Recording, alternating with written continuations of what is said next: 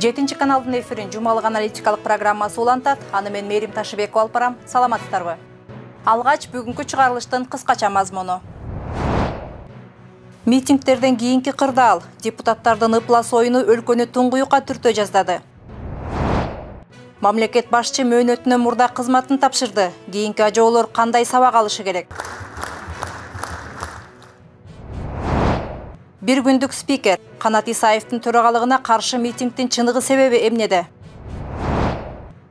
COVID-19 боюнча көрсөткүч кайрадан жогорулап, бир суткада 400дөн ашты. 4 адам кайтыш болду. Бейтапканаларда кайрадан орун тартыш. Эми ушул жана башка маалыматтарды 7 каналдын кабарчылары кененирээк баяндашат. Азыр болсо апта ичинде болуп өткөн окуяларды эсиңиздерге салып өтөлү. Дүйшөмбү 12 октябрь президент Сооронбай Жээнбеков Бишкек шаарынын аймагына кайрадан өзгөчө абал режимин киргизүү тууралуу жарлыкка кол койду. Таа желдетинин 2 толкунуна даярдык начар жүргөн үчүн оору күчөй баштаганы алгачкы күндөн тарта белгилүү боло баштады. Жалал Абад шаарында оору күчөгөндүктөн кошумча жайлар даярдалып баштады. Шейшемби 13 октябрь 5 октябрдан бери башаламандык учурунда баш каланын казынасы 17 миллион сомго зыян тартты. Баткендеги базарда май жана кум шекердин баасы кескин түрдө кымбаттады. Кнопка баскыч атка конгон 6-чакырылыштын депутаттары дагы бир талкууга жем таштады. Шейшемби 14 октябрь Жогорку кеңештин чукул жыйынында Садыр Жапаров Кыргызстандын өкмөт башчылыгына бир добуштан шайланып, өкмөттүн сунушталган курамы жана түзүмү жактырылды. Оштогу мамлекеттик кызматкерлер кан тапшырып донор болушту. Быйыл жазында күтүүсүздөн жааган кардын кесепетинен Жалал Абадда жаңгактар түшүм берген жок. Бейшемби 15 октябрь президент Сооронбай Жээнбеков мөөнөтүнөн мурда кызматын тапшырып кетти. Кнопка баскыч атка конгон 6-чакырылыштын депутаттары жыйынга чогулду. Баткен облусунда сентябрь айында 571 дарыгер кызыл зонада иштеп, айлык маянасын ала албай жатышат. Россия Кыргызстанга каржылык колдоону саясий кырдаалдан улам убактылуу токтотту. Жума 16 октябрь Сооронбай Жээнбеков Жогорку кеңештин жыйынында президенттин ыйгарым укуктарын өз ыктыяры менен тапшырып жаткандыгын расмий жарыялады.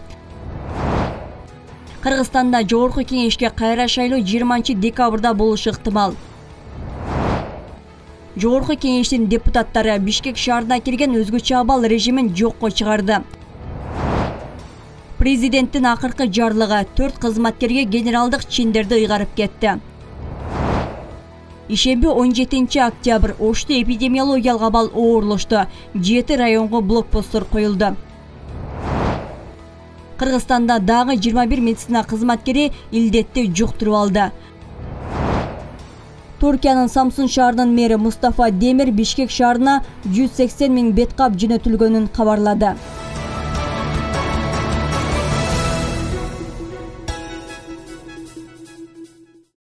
Курч окуяларга, саясий интригаларга жана күтүүсүз жүрүштөргө баяптаны узатып жатабыз. Миңдеген адамдар жарадар болуп, 19 жаштагы кырчындай жигиттин өмүрүн алган митингдер. Саясий туткунделген бир катар аттуу баштуулардын абактан чыгып кетиши. Элди бир нече топко бөлүп, кагылышууга чейин жеткирген күчтөр. Мындай оюндардын арты өтө жаман аякташ ыктымал эле. Ушундай кырдаалда эл өкүлдөрүн бир арага келтирүү өтө оор болду. Парламент 3 жолу кезексиз жыйынга чогулуп, 3 жолу премьер-министрди шайлады. Каникулга чыгып, тарап кеткен эл өкүлдөрүн чогултуу оңой болгон жок. Бирде 35 депутат араң чогулса, экинчи жыйында 51 депутат чогулуп, дагы 10 чактысы ишеним кат жазып берген. Митингке чыккандардын талабы менен Садыр Жапаровду премьер-министр шайлоо зарылдыгы курч турган. Антпесе жарандык согуш чыгып кетүү коркунучу бар эле. Ушундай кооптуу учурда депутаттардын оюну аларга аброй алып келген жок. Демейде эстебеген кворумду азыр бетке кармап, 4 жыл бою мыйзамдарды топ-тобу менен кабыл алып, башкалар үчүн добуш берүүгө адистешип, кнопка баскыч деген атка конгон депутаттар мыйзамдуулукту талап кылып чыкты. Айтор, легитимдүү премьер-министрди шайлоо бир топ кыйынчылыкка турду. Садыр Жапаров өкмөт башчы катары легитим чечимдүү бийлик тарабынан бекитилип, жаңы өкмөттүн курамын түздү. Эми кыска убакыттын ичинде элдин үмүтүн актап, добуш берүүнү кынтыксыз өткөрүп, жаңы эл өкүлдөрүн, жаңы президентти шайлап алуу, мыйзамдарга өзгөртүү киргизүү, пандемияны жеңүү жана кышка даярдык маселелери турат. Алдап алып, сатып алып, коркутуп, бирине бирин каршы тукурайлык. Ел кадыр алданганын билсе, чатак чыгат. Телефонда сүйлөгөн сөзүмдү телевизордон деле сүйлөйм. Жогорку кеңеш Садыр Жапаровду премьер-министрликке 3 жолу дайындашты. Кворум болгон жок, мыйзамсыз деген таризде 2 жолку чечимин жокко чыгарышты. Мышык чычкан оюнундай кайра-кайра мындай кадамдарга баруусу, мыйзамдуулук сакталсын деген сөзгө жамынып, артында башка кызыкчылыктар катылып жатабы деген күмөндүү ойлорду жаратты. Акыркы жыйынга митингден кийин чейинге кирип кеткендей дайынсыз болуп жаткан депутаттар дагы келди. Чогулган элдин тарабай турганы, кырдаалдын курчтугу таасирин тийгиздеби, коркутуулар болду деп жаткан айрым депутаттар дагы кайрадан эле макул деп добушун беришти. Бул аралыкта шайлоонун ыплас өтүшүнө себепчи болгон бийликчил партиянын өкүлдөрү да үн каткан жок. Мына конституцияда жазылгандай, ошол жогорку кеңеш жөнүндөгү жалпы жоболордо ар бир мандат же болбосо ар бир мандаттын ээси депутат бир гана добуш берүү укугуна ээ болсо, эмне үчүн анда биз билгендей айрым жыйындарда бир күндө 5-10дон баштап 40-50ге чейин мыйзамдарды кабыл алып атканда кворум жок эле, ал жөнүндө эч ким баш оорутпай эле, ошол келбей калган депутаттардын ордуна ал ишеним катты эле жок, жөн гана кнопка басып, мына ошондон кнопка баскыч деген атка дагы конушту. Өткөрүлгөн мыйзамдардын тагдыры эмне болот деген суроо дагы бекер чыккан жок. Депутаттар көтөргөн кворум маселеси коомчулукта катуу талкуу жаратты. Премьер-министрлик кызматты чечүүгө келгенде кворум маселесин козгоп, мыйзамдуулукту сактаган түр көрсөтүшүүдө. Кресло тагдырын эмес, эл тагдырын чечкен мыйзамдарды кабыл алууда залда 10 чакты депутат калып, бир канчасынын ордуна добуш берип жүрүшпөдү беле. Ал кездеги кнопка баскычтар ишеним кат жөнүндө ойлонушкан эмес болчу. Ак үйдө дагы акылдуу кресло бар. Ээлери жок болсо деле өздөрү добуш бере берет. Мына биздин тагдырыбызды ушулар чечип атат. Бул өтө жаман көрүнүш да. Кээде анан жанагы көчүрүлүп алган мыйзамдарды, ал Казакстандын мыйзамы болобу, Россиянын мыйзамы болобу, кашкайта ошол көчүрүп калгандыгы жөнүндө дагы көп маалыматтар чыгып кетип атпады. Ошондуктан мен ошол соңку чакырылыштагы 6-чы чакырылыштагы ошол парламент калк айтса калп айтпайт дегендей эле. Бул аралыкта Өмүрбек Чекебаев кайрадан жогорку кеңештин депутаты мандатын алды. Саясатчы буга чейин коррупция боюнча соттун өкүмүнөн улам ажыраган мандатын кайра кайтарып алуу боюнча арыз берген. Бирок анда Боршайком парламентте бош орун жок экенин айтып четке каккан. Буга байланыштуу партиялашы Садык Шернияз өз ыктыяры менен мандатын тапшырган. Анын натыйжасында депутаттык кресло бошоп Чекебаевке мандат берилди. Ал алгач эле алдыдагы шайлоо Конституцияда көрсөтүлгөн тартиптер менен жүрүшү керек деген пикирин билдирип чыкты. Болуп келбеген президент, биздин 5 коңушубуз Орто Азия өлкөлөрү бизге кайрылды. Кыргыздар, тынччылык болуш үчүн конституцияңарды сактагыла. Мыйзамда көргөзүлгөн тартипте бийлик органдарын калтандыргыла деди. Бүгүн Евросоюз да айтып отурат. Мен муну менен эмне айткым келет? Шайлоонун өтүнүн мөөнөтү, шайлоо өтүнүн тартиби конституцияда мыйзамдарда көргөзүлгөн мөөнөттө болуш керек. Эгер башкача өзгөрүүлөр болсо, бул стабилдүүлүктүн орношуна шарт түзбөйт. Бийликтеги болуп көрбөгөндөй өзгөрүү, өлкөдөгү башаламандыктар шайлоо жыйынтыгына болгон нааразычылыктан башталды. Мындан улам келерки шайлоо өнөктүгү алдынан бир катар өзгөртүүлөргө баруу сунушталууда. Номер 2 форма менен добуш берүүгө тыюу салуу, 7% босогону түшүрүү, шайлоо күрөөсүн 5 миллиондон 1 миллионго төмөндөтүү керек деген айрым депутаттар айтып чыкты. Бул маселе эки депутаттын жакалашып кермур айтышуусуна чейин жеткирди. Экинчи, парокту 3%ке түшүрүшүбүз керек. Үчүнчү, 1 миллион сом залогду түшүрүшүбүз керек. Анан жанагы парламенттик шайлоого күрөөнү төмөндөтүп, босогону төмөндөтүп, президенттик шайлоодо болсо, менин пикиримче, күрөөнү жокко чыгарыш керек. Анткени Конституцияда күрөө каралган эмес. Конституцияда ошол президентке талапкер болом деген адам өзүнүн колдоосуна кол тамгаларды гана чолуп келиш керек да, ошого эле кайтарып келиш керек. Күрөөнү кошпогон туура эмес. Анткени бизде азыр көрүп атабыз, элдин талабы бул муун алмашууда, саясатчылар муун алмашыш керек. 6-чы чакырылыш бул аптадагы жыйындарында негизинен Садыр Жапаровду мыйзамдуу бекитип берүү, президенттин кызматын тапшырып кетүүсү, андан сырткары күтүлүп жаткан шайлоо мыйзамдарын өзгөртүү маселелерин козгоп талкуу кылып жатышты. Негедир Жапаровдун жаңы командасы, андагы айрым эски кадрлардын ишти алып кетүү даремети, коомчулук жаңылануу күтүп жатканда кандай жаңы кадамдарга барары депутаттарды анчейин кызыктырган жок. Мындай суроолор журналисттер жана коомдук активисттер тарабынан көтөрүлүп жатты. Сабиров Равшан Азатович, вице-премьер-министр, Мамытканов Максат Сүйүналиевич, вице-премьер-министр, Исмаилова Аида Жекшембаевна, вице-премьер-министр, Аманбаев Бакытбек Абдилашимович, өкмөттүн аппарат башчысы. Ушулар эле толук информацияны жеткирбестен, өкмөттүн жетекчилерин алдап, иши кылып кызмат кылып орунда отуруп калсам деген кишилер турат. Булар дагы туура тандаңыз. Буларга да кандай коюу сезим билиңиз. Эгер сиз жанагындай эле болуп, дежурларды угуп коюп жүрө берсеңиз, болбойт. Мына биздикин коопсуздук кызматы кайда кетти? Ички тышкы саясатты кайта тура турган, бардыгын жеткирип тура турган. Кайдалар? Ички иштер министрлиги кайда? Булар кызматын таштап чыгып кетишти кыйынчылык болуп аткан кезде.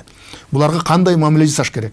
Ошондуктан мен айтып кете турганым, ушул жагынан өзүнүн татыктуу орун ала албагандарды баягындай эле деп алып келбестен, жаштарды аралаштырып, шериктеш кылып, үйрөтүп ошолорду тез арада мындай жеткиришибиз керек. Жапаровдун кызматы мыйзамдуу бекемделген соң анын өкмөттүк жаңы курамы да жактырылды.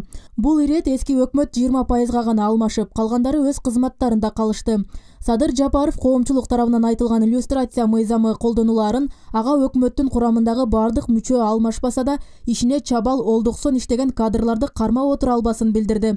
Мындай сөзү менен Жапаров креслону орунсуз кучактап олтургандарга карата эскертүү бергендей болду. Министрлерден баштап бардыгын карап чыгып ошол жаш, таза, коррупцияга аралашпаган, анан мамлекет үчүн иштейм деген жүрөгү таза жаштарды тартабыз.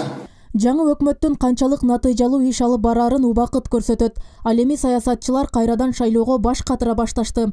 Конституция боюнча парламенттик шайлоо 2 айдын ичинде, президенттик 3 айдын аралыгында өткөрүлүшү шарт. Мындай жоопкерчиликтин баары премьер-министрге жүктөлдү. Президенттик жана парламенттик шайлоону бир өткөрүүгө мыйзам жол берет. Ошондой эле ал президенттин милдетин аткарып жаткан Садыр Жапаров шайлоого катыша албай турганы айтылды. Роза Акматжан кызы, Бактияр Асылбек уулу, 7 канал, жумалык үчүн. Митингтердин аркасынан Сооронбай Жээнбеков кызматын мөөнөтүнөн мурда тапшырып кетүүгө аргасыз болду. Ал элди кагылышуудан жана кан төгүүдөн сактап калуу үчүн ушундай кадамга барды. Сооронбай Жээнбековду ордунда алып калууну көздөгөн да күчтөр болду. Кааласа сырттан да аскер күчтөрүн киргизүүгө мүмкүндүк бар эле. Өзүбүздүн эле айрым саясатчылар да ага барып, биз туруп беребиз, кетпеңиз деп айтышканы тууралуу маалыматтар бар. Бирок ал андай кандуу жолду тандаган жок. Элдин бейпилдигин ойлоп, өз кызматын тапшырып берди. Аны жаңы өкмөт башчы жана депутаттар жылуу тосуп алып, кол чабуулар менен узатышты. Кеткенден кийин гана Жээнбековдун адамдык мыкты сапаттарын эстеп айтып жатышат. Бирок жакшы адам жакшы президент болуп бере албады. Сабырдуулугу чечкинсиздикке алып келди. Президенттик аппарат, маалымат катчысы, өкмөт мүчөлөрү да иш алып бара албады. Президентке болсо баары жакшы деп көңүлүн жайгарууну адатка айландырышты. Чыныгы абалды ачык айтып, туура кеңеш берчү адам болгон жок. Адатынча жымсалдап, чындыкты жеткирүүгө аракет кылгандардан президентти коруп, коомчулуктан обочолонтууга аракет жасашты. Ортодогу ажырым президенттин көзүн байлап, элге жек көрсөттү. Эми жаңы келген бийлик ал кемчиликтерди кайталабоосу керек. 30 жылдан бери Ак үйдү байырлаган келемиштерден люстрация жолу менен арылуу зарылдыгы турат. Буга коомчулукту да үн кошууга чакырабыз. Эки тизген бир жылыбызды колго алып жаткан жаңы бийликтин ишине ийгиликтерди каалайм. Садындык өзөч, өзгөчө сизге Кудайым күч-кубат берсин, ийгиликтер болсун. Сооронбай Жээнбековдун мөөнөтүнөн мурда президенттик кызматын тапшырып кеткени коомчулукта кызуу талкуу жаратты. Кыргызда жыгылган адамды теппейт деген накыл кеп бар. Анын үстүнө Сооронбай Жээнбековдун коррупцияга малынып жеп ичкени боюнча так фактылар жок. Адамгерчиликти туу туткан адам катары көпчүлүктүн эсинде калыптыр. Маркум Чубак Ажы Жалилов да өз кезегинде Сооронбай Жээнбеков президенттикке ат салышып жаткан мезгилде аны жакшы жагынан сүрөттөп, элди добуш берүүгө үндөгөн эле. 60-ка пайгамбар жашына келип отурат. Адамдар 40-ка чыкканда аркасынан 1 тонна сөз ээрчип атканын баарыбыз көрүп атабыз. Жептир, антиптир, минтиптир деп. Бирок 60-ка чыкканга чейин бир сөз азыр уккан жерибиз жок. Азыр угулуп аткан заман. Эгерде бирөөнүн аял ачыла турган болсо, бүгүн ачыла турган заманда дагы эч кандай сөз чыкпастан туруп атат. Мынан ушунун өзүнө ганимет. Сооронбай Жээнбековдун адам катары жакшы сапаттары басымдуулук кылаарын эч ким тана албайт. Бирок жакшы адам деген кесип да, кызмат да жок. Саясатка келген соң лидерлик жана саясий эрк сыяктуу башка сапаттар талап кылынат. Сооронбай Жээнбеков сабырдуу болгону менен айрым жерлерде чечкинсиздик кылган жайы бар. Өлкөдө олуттуу кырдаалдар учурунда үн катпай, башын коңулга катып алган жайы бар эле. Анын үстүнө айланасына мыкты команда топтой албаганы чоң катачылык болгон дешет эксперттер. Саясий фигураны жакшы тараптарынан көрсөтүү өзгөчө кесипкөйлүктү талап кылат. Бирок негедир азыркы эми кеткен президент ошончо 3 жылдын ичинде жакшы команда, айрыкча ошол маалымат талаасында иш жүргүзө турган күжүрмөн ишкерлерди, кызматкерлерди таба алган жок. Мурдакы президенттен калган команда менен иштей берди. Жана алардын мурдакы президенттин абалын көрүп эле кийинки президент ойлонсо болмок да. Эмне үчүн ал кишилер ушундай абалга түштү? Эмнеге коомдо алар жөнүндө терс пикирлер көп? Мамлекет башчыга туура багыт берип, анын маалыматтык саясатын тескегендер да кесипкөйлүк жагынан кыйла аксап туруп алды. Маалымат каражаттарын өз жана жатка бөлүп жарып, тандалма мамиле кылды. Президентти коомчулуктан обочолонтуп салды. Эл менен бийликтин ортосунда пайда болгон ажырымдын кесепетинен коомчулукта бийликке ишенбөөчүлүк, жек көрүү күч алган. Президенттин маалымат катчысы эч бир жетекчиге жакшы жүз, жакшы репутация алып келе алган жок. Журналисттерди кодулап, аларды сорттоп, жакшы, жаманы, биздики, бөлөк, мамлекеттик эмес деп. Чын-чынына келгенде азыркы дүйнөдө, заманбап дүйнөдө, медиа талаада мамлекеттик деген нерсе такыр калбаш керек. Кандай гана президент келбесин, кол чаап тосуп алып, туура эмес жолго салып, анга түртүп жиберип, андан соң кайрадан жаңы бийликке кошомо тартууга адистешкен команда президенттик аппаратты 30 жылга чукул убакыттан бери байырлап келе жатат. Мындай адамдарды алмаштырмайын, эски адаттар жоюлбасын коомчулук бөркүндөй көрүп турат. Андыктан люстрация жолу менен эски саясатчылардан тазалануу зарылдыгы айтылып келет. Мындай сунушту жаңы шайланган премьер-министр жана президенттин милдетин аткаруучу Садыр Жапаров да колдоорун билдирди. Туура люстрация болуш керек, аны жасайбыз. Сооронбай Жээнбеков бул кызматка досу Алмазбек Атамбаев аркылуу келген деп айтылат. Бирок ал президент болгондон кийин эки достун мамилеси кастыкка айланган. Атүгүл массалык башаламандык уюштургандан кийин атайын операция менен колго түшүрүлүп камакка алынган. Бул окуялардан кийин айрымдар Сооронбай Жээнбеков досун сатып кетти деп айыптап чыгышкан. Саткын деп аткан кондурушту мени. Саткын деп. Саткын Жээнбеков сатып кетти деп. Мен bir топтун же bir адамдын кызыкчылыгын коргоюм деп элге убада берген эмесмин. Мен элдин кызыкчылыгын коргоюм деп убада бергенмин.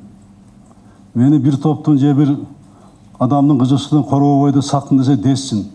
Кудайым мени ушу жалпы элибиздин, кыргызстандардын, кыргыз мамлекетинин кызыкчылыгын саткандан Кудай сактасын мени. Сооронбай Жээнбековдун отставкасына өбүлгө түзгөн дагы бир жагдай катары Акылбек Жапаров фракция лидерлеринин мамлекет башчы менен жашыруун сүйлөшкөнүн атап өттү. Мындай адаттарын депутаттар Садыр Жапаров келгенде да карматканы сынга кабылган. 3 жылдан кийин президент отставкага кете турган өбүлгөн силер түстүңөр. Жигиттер, бийликтин баары силерде. 6 лидер фракция президентке кирип жетөңөр чечкиле десек, чечпей баш тартып жүрүп, азыр биздин башыбызды каяка да айланткантасыңар. Акылдашасызбы Канат Кедей Каныш? Баары менен акылдашыңыз бул жерде. 120 депутат менен тең. Нормально жакшынакай жолго түшөйлү. Кайра бөлүнө калбай. Процедура боюнча эле айтып атам мен. Бийликтин баары колуңарда турду. Ушул закон кантип өтөт? Ушул кантип премьер болот? Жок дегенде алтооңордон бирөөңөр барбайсыңар, премьер деп канча жолу айтты. Так урукпайсыңар да азырдагы эшиктин ар жагына кире калайлы да Садыр Нуркожоевич менен акылдаша калайлы дейсиңер. Акылыңар тунук, эсиңер ордунда болгондо мындай революция болбойт болчу. Өлкөнү пандемия коркунучу каптап, бул илдетке алдын ала даярдык көрүү мүмкүнчүлүгү бар кезде баары көзөмөлдө деп жалган маалымат бергендин кесепетинен оор күч алып, 1,5 миңден ашуун адамдын өмүрүн алып кетти. Мындай маалда ачуу сындар президентке айтылды.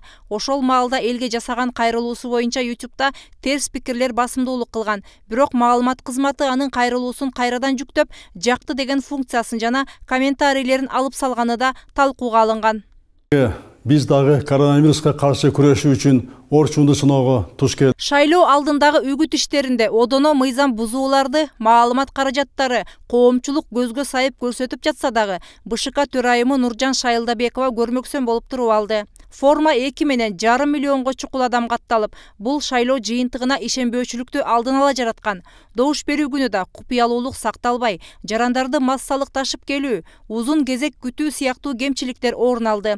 Мындай одоно кемчиликтерге БШКнын көз жумуп коюшу, нааразылыктардын жаңы толкунун жараткан. Анын кесепети элдин аянтка чогулушу жана президенттин отставкасына алып келди. Миңдеген адамдар жараат алып, 19 жаштагы кырчындай жигит көз жумду. Бирок ушундай көрүнүштөргө алып келгендер эч нерсе болбогонсуп, креслолорун кучактап отурушат.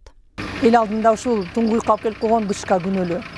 Бизде ушул 3-чү колгалаң шайлоонун аркасы менен болуп атат.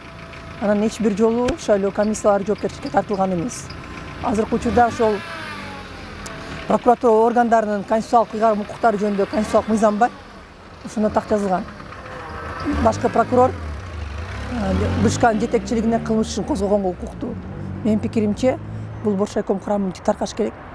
Андан кийин ошол жетекчиликке кылмыш ишин козгоп, биз тарых үчүн, мына президент баш болуп, тарых үчүн тазаланалы деп жолду баштап берди. Бул чындыкта бул элдин талабы. Учурда эл да эскилерден тазаланууну талап кылып келет. Коомчулукту ирэнжиткен саясатчыларды бийликке жакындатпоо керек. Буга чейин паракорлук жол менен топтогон байлыктарын мамлекетке кайтаруу зарыл деген сунуштар айтылып жүрөт. Андыктан 7 канал жаңы долбоор ачып жатат. Кыргыз коомчулугу саясаттан кимдерди көргүсү келбейт? Бул боюнча сиздердин пикирди жана сунуштарды күтөбүз. Мээрим Ташыбекова, Талант Рысов, 7 канал, Жумалык. ызычуунун шарданы менен Канат Исаев кыска мөөнөткө жогорку кеңештин төрагасы болууга жетишти. Бирок митингге чыккандар анын да отставкасын талап кылышты. Президент мөөнөтүнө мурда кызматын тапшырып кеткен учурда спикер мамлекет башчынын милдетин аткарып калмак. Бирок эл арты таза эмес саясатчынын өлкө башкарып калышына жол бербеди. Биринчиден, шайлоо өнөктүгүндө чу дегенде эле ээрге кыйшык отуруп, документтерин кечигип тапшырып, жарыштан четтеп кала жаздаган. Бирок жогорку соттон утуп алганы Фемиданын чечиминин акыйкат болгонунан күмөн жараткан. Сот чечимине нааразы болгон элге ортонун көрсөтүп кеткени коомчулук унута элек. Шайлоодон дээрлик 9% менен жеңишке жетишкенин да таза жеңиш деп эсептебегендер көп. Буга чейин деле Канат Исаевдин чуулгандуу репутациясы бар эле. 2008-2010 жылдары Токмок шаарынын мэри болуп турганда коррупциялык иштерге аралашканы айтылып жүрөт. Ага байланыштуу 12 жылга эркинен ажыратылган. Бирок кайсы бир жолдору менен абактан бошонуп чыгып, депутаттык креслосуна кайтып келген. Ал эми 2017 жылдагы президенттик шайлоо алдында башаламандык уюштуруу үчүн акча таратканы тууралуу тасма анын чыныгы жүзүн ачкан. Бул иретте Канат Исаев, Каныбек Иманалиев менен бирге криминал чөйрөсүнө башаламандык уюштуруу үчүн 4 миллион сом таратканы боюнча телефондук сүйлөшүүсү коомчулукка тарап кетти. Минтип өлкө тагдырын каалагандай калчаган адамдар бийликке келсе, анын кесепети кандай болмок? Калк айтса, калп айтпайт. 5 октябрда ак үй алынып, бир катар саясатчылар кызмат ордунан кол жууганы менен Кыргызстандагы эң маанилүү делген парламенттин төрагасы болуп Канат Исаев шайланды. Шайлоонун башаламандык менен өтүшүнө себепкер болгон Кыргызстан партиясынын лидери жогорку кеңешке төрага болушуна көпчүлүктүн ичи чыккан жок. Эл тарабынан Исаевдин отставкасын талап кылган чакырыктар да айтылып, анын кызматка келиши анчейин колдоого алынган жок. Бирок ошентсе да Канат Исаев көксөгөн креслого отурду. Биз Канатбекке карышты тааныбайбыз. Анын соттолугу ишо бүтө элек. Туугандар, биз бул жерде адашпайлы. Элдин талабы садырга тизгинди бергиле. Спикер болгон Канат Исаев, сен да кет. Мамлекеттин саясий кризиске кептелишине бир гана президент, өкмөт мүчөлөрү эмес, шайлоодо мыйзамсыз иш аракеттерге катышкан чиновниктердин баары караанын көрсөтпөй кетиши керек деген пикирлер арбын. Анын ичинде Канат Исаев да мыйзамсыз кылык жоруктар үчүн эмки шайлоого катышпашы керек дегендер да бар. Эмне үчүн эл Исаевдин келгенин жактырбай жатышат? Себеби Исаев президентке жармашкан 3 саясий партиянын бирөөсүнүн лидери. Ал партия Кыргызстан партиясы деп аталат. Андан сырткары Биримдик партиясы, анан кийин Мекеним Кыргызстан партиясы. Ушул 3 надан партиялардын азабынан бул 4 октябрдагы президенттик шайлоо парламенттик шайлоо жаңжал менен бүтпөдү. Исаев 5 октябрдагы чаң тополоңдун чыгышына себепкерлердин бири экендиги айтылууда. Ал жетектеген Кыргызстан партиясы да шайлоодогу башаламандыкка жол берген. Исаевдин саясий жүрүшү дайыма шек жаратып келери белгиленип келет. Биринчиден бул жанагы Кыргызстан партиясын жетектеп, мыйзамсыз ыплас шайлоону катышып, өзү ошону буйрук берип, мындайча айтканда, ошол ыплас өткөн шайлоо мыйзамсыздык ушул башаламандыкка алып келгендин бири. Ошол партиянын жетекчиси. Андан сырткары бунун өзүнүн жашоо тарыхы дагы көп эмеге суроо жаратат да. Билесиздер, контрабанда маселелери көп козголгон. Негизи эле Кыргызстан партиясы олигархтардын, криминалдардын партиясы деп эл билет. Эске салсак, Канат Исаев 2008-2010 жылдары Токмок шаарынын мэри болуп турган учурда мамлекетке тиешелүү жер тилкесин жеке компанияга берип койгон. Шаардык бюджеттен каржыланчып, автобекеттин курулуш ишин өзүнө караштуу ишканага берген деп айыпталган. Ага карата кылмыш жаза кодексинин коррупция беренеси боюнча кылмыш иши козголгон. Ишти 1-май райондук соту карап, Канатбек Исаевди 12 жылга эркинен ажыраткан. Бирок Канат Исаев бийликти ийге келтирип, абактан бошонуп чыгып, депутаттык ордуна кайтып келген. Ал арада парламент төрагалыгына арты булганбаган таза киши келиш керектиги айтылды. Канат Исаевдин кылмыш иши жабыл электигин Мыктыбек Абдылдаев эскерте кетти. Төрага боюнча калдыр маселе бар, тергөө астында. Мен билгенден бул кишинин кайда экени билбейт деп кылмыш иши токтолуп калса керек эле. А бул жерде төрага болуп шайланып отурат. Ошондуктан башкы прокурор дагы бул маселеге абдан терең маселени көтөрүш керек, дагы баарын караш керек. Төрага дагы кынтыксыз болуш керек. Канат Исаевдин саясаттагы жолу дайыма чуулгандуу иштер менен коштолуп келет. 2017 жылдын 30 сентябрында массалык башаламандык уюштуруу жана бийликти күч менен басып алууга даярдык көрүү фактысы боюнча башкы прокуратура тарабынан козголгон кылмыш ишинин алкагында депутат Канатбек Исаев кармалган. Анын криминалдык топторго акча берип жатканы жана кылмыш дүйнөсүнүн өкүлдөрүн Исаев өлкөдө башаламандыкка үндөгөнү боюнча тасма тараган.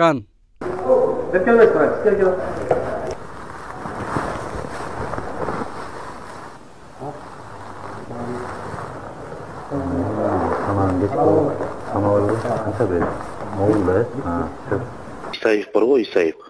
Ана Каныбек Иманалиев биле. Каныбек Иманалиев баягы Карабенге келип жүрчү ғой, бир депутат. Өкө тартып, короче, неме акча предлагать этчи, эме кылып турду, короче, отчаянный балдар керек, анан тиги бу деп, анан баягы Рысбековский Деңиз деген бар болчу. Сокулук тайылып. Ошого 4 миллион бериптир. Дагы эме деген Мирлан деген физкультурник бала бар. Ошого 4 миллион сом бериптир, короче. Бул эмеге мындай выбор эмес, перевороткон эме кылып да, үгүттөп. Саясатта бир гана Исаев өзү кайнабастан туугандарында кызматка койгон жагынан эч кимди алдыга салдырбайт. Анын туугандары да майлуу кызматтарда турганын Бишкек эркин экономикалык аймактын директору Дүйшөн Ирсалиев ачыктаган. Эске салсак, Канат Исаевдин күйөө баласы башкы прокуратуранын мамлекеттик айыптоону колдоо башкармалыгынын башчысы болгон Улан Чалбаевдин иш бөлмөсүнөн далилзат катары табылган $200,000 жоголуп кеткени боюнча кылмыш иши козголгон. Ошондой эле анын бир тууган агасы Талант Исаевге карата да кылмыш иши козголгон. Биздин бир туугандарыңызды биз деле санаган жокпуз да.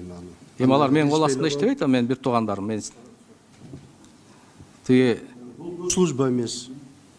Имею право. Саясий жүрүштөрүнүн баары ызы чуу менен коштолгон адамдын мамлекеттеги бийик тепкичтеги кызматка дайындалышы орунсуз деп сыпатталууда. Сапар Акунбеков, Көчөр Кубанычбеков, Жумалык үчүн.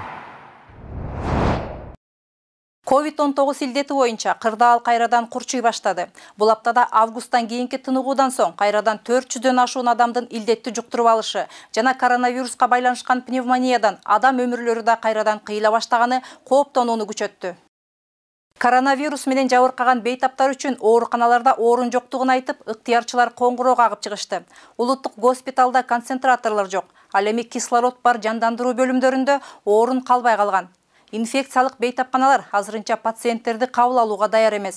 Республикалык клиникалык инфекциялык ооруканада COVID-19 илдети менен жабыркаган 400 адамды гана кабыл ала алышат. Андыктан илдеттин жайылышына шарт түзбөй, ар бир адам өз ден соолугуна кам көрүүсү жана коопсуздук чараларын сактоосу зарыл болуп турат.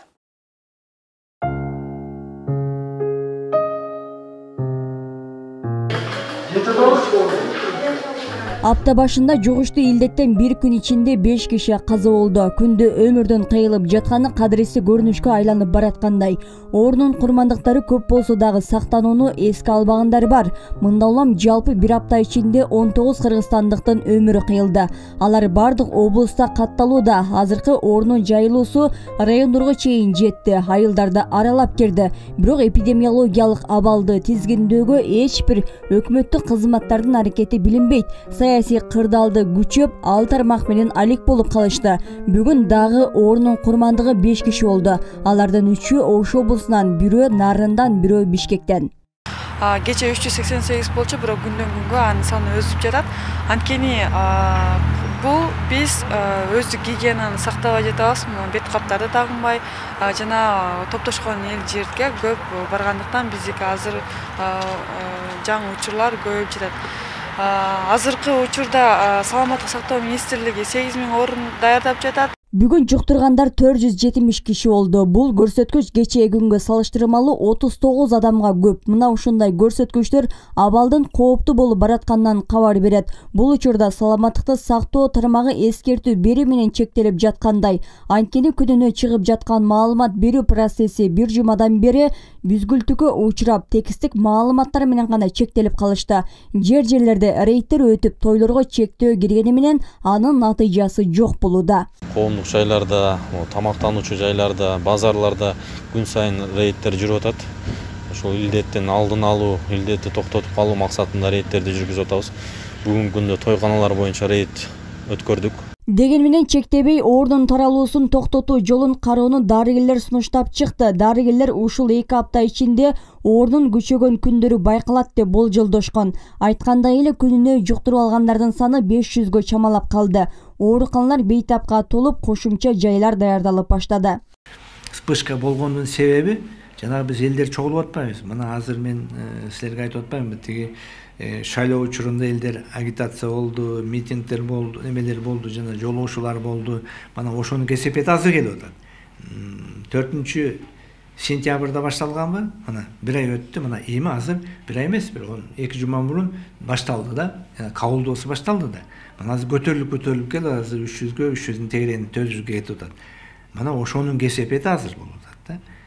Анын үстүнө элдер мындай кенеместик кылып, бул оору бүткөн турбайбы деп бардыгы маска жок, эч нерсе жок, эч кандай эрежени сактабай, магазиндерге кирсеңиз да кадимкидей эле жүрүшөт. Өлкө медициналык аппараттарга дагы жарыган эмес. Ал себепти экинчи толкунга даярдык көрүү үчүн жабдыктарды сатып алуу каралган. Дээрлик 3 ай мурдагы өкмөт башчы Кубатбек Боронов ар бир облуска компьютердик томографияларды ачуу тапшырмасын берген. Ошол кезде оору күчөп, элдер жеке менчик томографияларга жарым күндөп кезек күтүп калышкан. Өлкө боюнча бардык облустарда жада калса, экинчи борбор калаада Ошто мамлекеттик томографиянын жок экендиги катуу сынга кабылган болчу. Эң эле жок дегенде 5 болуш керек болчу. 2 киши менен иштесең дагы ошону 5 болуш керек. Ал эми ковидке андай дыхательный аппараттардын кереги бар. Албетте ошондой дыхательный аппараттар керек, алар кымбат турат. ЭКМО деген бар, экстракорпоральная мембранная оксигенация жана аппараттын күчү жетпей калганда ошол адамдын өмүрүн ошо менен сактаса болот, ковидтен ооругандардычы. Эми ал көп оорулар болбойт, бир 10-15 оору болсо дагы ал адамдын өмүрү да, ар бир адамдын өмүрү кымбат. Эгерде 10 кишинин өмүрүн ошол ЭКМО аппараты менен сактап калсак, ал дагы жеңиш болмок да. Бирок лекарстволор жок, алардын биз атын гана билебиз. Азыр бүгүнкү күндө ал бөлүнгөн помещение даяр, бирок ал жерде дагы кошумча иштерди кылыш керек. Ошол обшивать этиш керек да. Свинец менен обшивка кылыш керек, эшиктерин соответствующий. Биз сметалардын бардыгын бергенбиз. Ал бул эле эгерде каражат карала турган болсо, ал бат эле боло турган нерсе. Канча сом кетет ошондо? где-то бир 900 канча миң сомдук смета кылганбыз да, смета кылып даярдап бергенбиз бардыгын. Ал эми Ош облустук ооруканасындагылар атайын бөлмөсүн даярдап томографияны күтүп жатышат. Адистердин айтымында тендер аяктагандан кийин аппаратты өлкөгө алып келип орнотконго чейин 1 ай убакыт керектелет. Азырынча жарыяланган тендер иши созулуп соңуна чыкпай турат. Бул жагдай мындан 1 ай мурда эле маалым болуп, мурдагы өкмөт башчы саламаттыкты сактоо министрине сөгүш берген болчу. Бирок ал киши ишин таштай качып, кырдаалдан кутулуп кетти. Ош менен нарындагы ооруканалардын ачылышы кечигип баратканы себептери ал финансированиясы кеч башталып, ошо кеч курулуу иштери кечирээк башталып калган. Ошто эпидемиологиялык абал татаалдашып, санитардык талап күчөп жатат. Мындай чечимди облустагы штаб чыгарган. Жерлерге блокпосттор коюлуп, анда жарандардын кирип чыгуусу текшерилип жатат. Эгерде кырдаал мындан дагы көчөсө, өзгөчө кырдаал жарыяланышы мүмкүн. Мындан сырткары кээ бир райондордо жума намаздарга чектөө киргизилип, массалык иш-чараларга тыюу салынды. Бейтаптарды караган дарыгерлер дагы илдет менен алпурушуп жатышат. Бүгүн дагы 21 дарыгер вирусту жуктуруп алган. Жалпысынан республика боюнча аталган илдет боюнча медициналык кызматкерлер арасында 3529 учур катталды. Алардын 3145-и сакайды. Бул арада Баткен облусунда кызыл зонада иштеген дарыгерлердин айлык маянасы кечигип, Эфисфонд тарабынан бөлүнгөн каражат колдоруна тийген эмес. Фонддон ошо биз жана 14 күн иштеп 7 күн обсервацияда жүргөнүбүздө ошол акчабыз өз убагында түшпөй жатат. 1 ай, 2 айлап кечип келип атат. Түшкөндө да толук түшпөй калат. Алган эмес, алардын кызмат учурунда илдетти жуктуруп алгандарга деп убадаланган 200 000 компенсациясы да колдоруна тийбей келет. Алар иш таштоого чамасы жеткени менен бейтаптардын абалын кыйбай жатышыптыр. Анан жанагында илдетти жугузуп алып ооруган мед кызматкерлерге 200 000 сомдук компенсация бул биздин больницада ушуга чейин эч кимге бериле элек. Бирок ошо керектүү документтерди тапшырып коюшкан да. Эмне үчүн мындай убакытты көп созушуп атат? Бул мен жакшы маалыматым жок экен, бирок ошол баягы өзүнүн комиссиясы бар экен, ошо комиссия определенный эме критерийлерден өтсө анан төлөнөт го. Ал боюнча эми саламаттык сактоо министрлигинде анан республикалык штабтын өзүнүн атайлап дайынданган комиссиялары бар. Комиссиялар сөзсүз түрүндө ар бир ооруган медициналык кызматкердин документтерин карап алат, протоколдору менен анан төлөнүп берилет да. Илдет башталгандан бери 3 рет министр алмашты. Оору келген министрлерди тизгиндеп бир топ эле жүдөтүүдө. Алардын жоопкерчилигин кароо коомчулукта айтылып, 1000ден ашуун өлүмдүн жообун берсин дешет. Дегенменен баштапкы экс-министр Космосбек Чолпонбаев камакка алынса, анын ордуна келген Сабиржан Абдыкаримов саясий кырдаалдан бери дайынсыз. Ал арада жаңы министр дагы бул тармакка башын байлады. Азырынча кайсыл тармагын жөндөп жатканынан кабар жок. Мында улам анын алдында негизги милдет турат. Жугуштуу орну тизгиндеп абалды турукташтыруу. Гүлшайыр Талантбек кызы, Кыялбек Мырзахматов, 7-канал жумалык үчүн. Сиздер апта ичиндеги урунтуу окуяларды камтыган жумалык аналитикалык программасына күбө болдуңуздар. Аны мен Мээрим Ташыбекова алып бардым. Өлкөбүздө тынчтык жана стабилдүүлүк орносун, илдеттен сактаныңыздар, амандыкта көрүшөлү.